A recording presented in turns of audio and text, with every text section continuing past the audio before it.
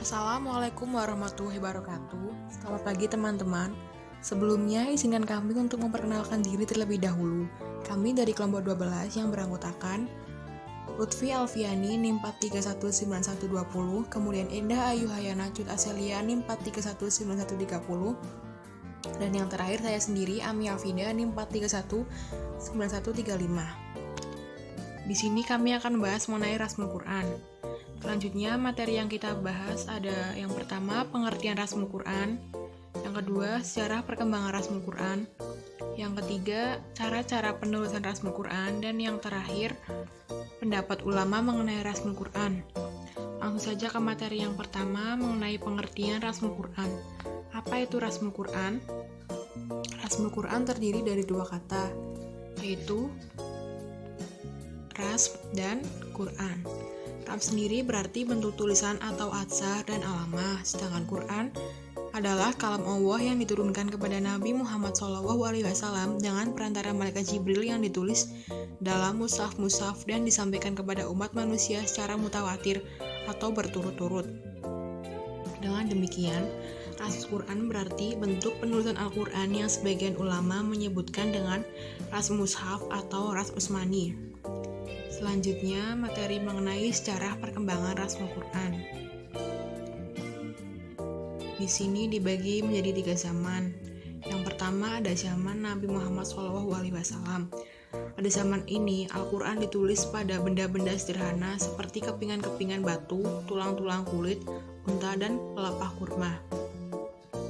Tulisan Al-Quran ini masih terpencar dan belum terhimpun dalam sebuah mushaf. Selanjutnya pada zaman Khalifah Abu Bakar, Al-Quran yang terpencar tadi disalin ke dalam suhuf atau lembaran-lembaran. Penghimpunan Al-Quran ini dilakukan atas usul dari Umar bin Khattab yang khawatir akan semakin hilangnya para penghafal Al-Quran, sebagaimana yang terjadi pada Perang Yamamah yang menyebabkan gugurnya 70 orang penghafal Al-Quran. Selanjutnya pada zaman Khalifah Utsman bin Affan, Al-Quran disalin lagi ke dalam beberapa naskah. Utsman membentuk tim 4 yang terdiri dari Zaid bin Sabit, Abdullah ibn Zubair, Sa'ad ibn Al-As, dan Abdul Ar-Rahman Al-Haris. Dalam kerja penyalinan Al-Quran ini, mereka mengikuti ketentuan-ketentuan yang ditentukan oleh Utsman. Para ulama menyebut cara penulisannya ini sebagai rasm al-mushaf karena cara penulisan disetujui oleh Utsman sehingga sering pula dibangsakan oleh Utsman. Sehingga mereka sebut rasm Utsman atau rasm al-Utsmani. Namun pengertian rasm ini terbatas pada mushaf oleh tim 4 di zaman Utsman dan tidak mencakup rasm Abu Bakar pada zaman Nabi Muhammad SAW. Selanjutnya, materi mengenai cara-cara penulisan Rasmul Quran. Cara-cara penulisan Rasmul Quran yang pertama ada al-hadz atau membuang, menghilangkan atau meniadakan huruf. Contohnya, menghilangkan huruf alif pada ya tidak dari tanbih. Yang kedua, al-ziyadah atau penambahan, seperti menambahkan huruf alif setelah wawu atau yang mempunyai hukum jamak, dan menambah alif setelah hamzah marsumah atau hamzah yang terletak di atas tulisan wawu. Yang ketiga, al-hamzah. Artinya salah satu kaidahnya berbunyi bahwa apabila hamzah berharokat sukun ditulis dengan huruf berharokat yang sebelumnya. Yang keempat ada bada atau penggantian, seperti alif ditulis dengan wawu. Yang kelima, wasol dan fasal, penyambungan dan pemisahan, seperti kata kul yang diiringi kata ma ditulis dengan disambung. Dan yang terakhir, yaitu kata yang dapat dibaca dua bunyi, artinya penulis kata yang dapat dibaca dua bunyi disesuaikan dengan salah satu bunyinya. Dan kita masuk ke materi yang terakhir, yaitu pendapat ulama mengenai Rasmul Quran.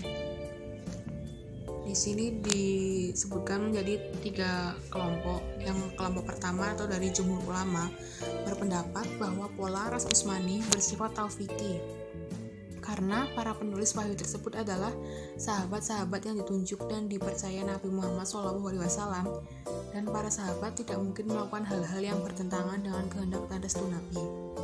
Dengan pertimbangan demikian, pendapat penulisan mengikuti ras Utsmani adalah wajib karena mengikuti petunjuk Nabi. Bahkan Imam Ahmad Ibnu Hambal dan Imam Malik berpendapat bahwa haram hukumnya menulis Al-Quran menyalahi ras Utsmani. Dan dari kelompok 2 berpendapat berbalikan dari kelompok yang pertama. Kelompok kedua ini berpendapat bahwa penulisan ras Utsmani tidak bersifat taufiki, hanya bersifat ijtihad para sahabat.